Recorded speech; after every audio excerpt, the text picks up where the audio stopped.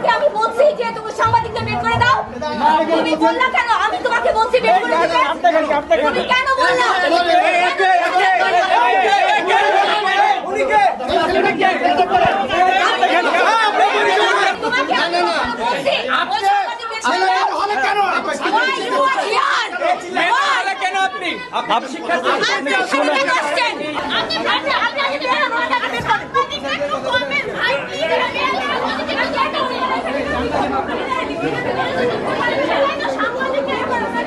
আপনার পরিচয় দিতে সমস্যা নেই, তার বিরুদ্ধে আমি আইনত ব্যবস্থা নেব। আপনার পরিচয় কি? ভোট কারচুপি হলে আমাদেরকে জানানো হতো, আমাদের পোলিং এজেন্টরাও ভেতরে আছে। যদি আমার দলেরই ভোটে কারচুপি হতো, অন্য দলের পোলিং এজেন্ট আছে তারা জানাতো।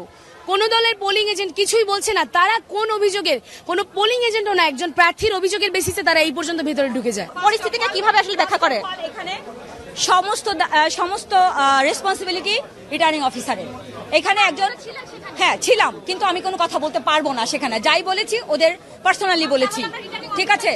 হ্যাঁ, রিটার্নিং অফিসার যেটা সিদ্ধান্ত দিবেন সেটাই আমার মানতে হবে। নির্বাচন কমিশন থেকে আমাদের আসলে হাতে কালি দেওয়ার বিষয়ে কোনো আদেশ আসে নাই। গতকাল রাতে যখন ব্যালট পেপার আনি তখন তার সাথে আমাদেরই ছিল পার্মানেন্ট মার্কার, কিন্তু আমাদের অফিসাররা সেটা বুঝতে পারে নাই যে কি করবে।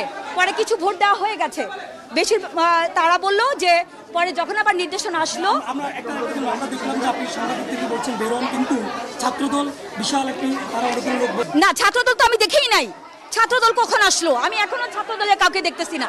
আমি সাংবাদিকদের হাতে পায়ে ধরছি, আমি বের হয়ে যেতে বলি নাই। আমি বলছি আপনাদের পায়ে ধরতেছি, আপনারা মেয়েদের হলে এরকম করবেন না। আমাদের মেয়েরা এমনি ভোট দিতে অনাগ্রহী, তারপর যদি এরকম কাহিনী হয় ওরা আর ভোট দিতে আসবে না। এটা আমার দায়িত্ব, আমার মেয়েদের হলে যেন এতগুলো ছেলে সাংবাদিক না ঢুকে। এখানে হচ্ছে এই দুইটা হলে বলতেছে একটা ইয়ে শোনা গেছে, জাল ভোট, জাল সাজে বসে না, জাল ভোট হইতেছে। তো আমরা এখানে আসছি, তাই স্যার তো স্যারকে অভিযোগ করবো।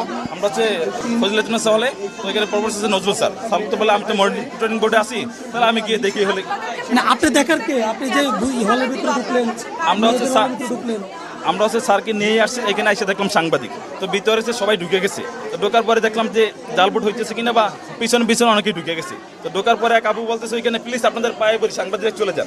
তো আমিও হ্যাঁ, আপনি বের করে দেওয়াটা মানবিকতা না। আমরা প্রার্থী হিসেবে যে একটা অভিযোগ পেয়েছি, আমরা প্রার্থী না, কিন্তু আমরা যে প্যানেলটা, আমরা যে একটা টিম ওয়ার্ক কাজ করতেছি না, আমরা চেষ্টা করছি যে ওইখানে কিন্তু আপু বলতেছিল, এখানে যে আপুটা ছিল যে আপনাদের পায়ে পড়ে এইভাবে বলছে, হাত জোর করে বলছে। মানে এটা তো ওনার সাথে আমরা একটু আগে কথা বললাম, উনি তো সাংবাদিকদের বিরুদ্ধে কোনো অভিযোগ দিয়েছে আপনাদের বিরুদ্ধে। না, অভিযোগ না। আপনারা কেন দলবল নিয়ে আসলেন? আমরা দলজন, আমরা তিনজন আসছি। তিনজন কেন সেই তিনজন কি? এই যে অভিযোগ বিপিনকে নিয়ে আসছি, যে এইখানে কি হইতেছে দেখার জন্য, এইটুকুই। আমরা দেখেছি যে ছাত্রদলের যিনি ভিপি প্রার্থী তিনি আমাদের হলে ঢুকতে ইন্ট্রুডারের মতো ঢুকেছেন, প্লাস কোনো এখানে প্রোটেকশন ছিল না, কোনো ঘন্টা ছিল না। আমাদের মেয়েরা লাইনে দাঁড়িয়ে ছিল। এখানে আমাদের মেয়েদের প্রত্যেকটি মেয়ের ওখানে প্রাইভেসি নষ্ট হয়েছে, কারণ তারা একেবারেই জানতো না যে এখানে কোনো ধরনের পুরুষ মানুষ হবে।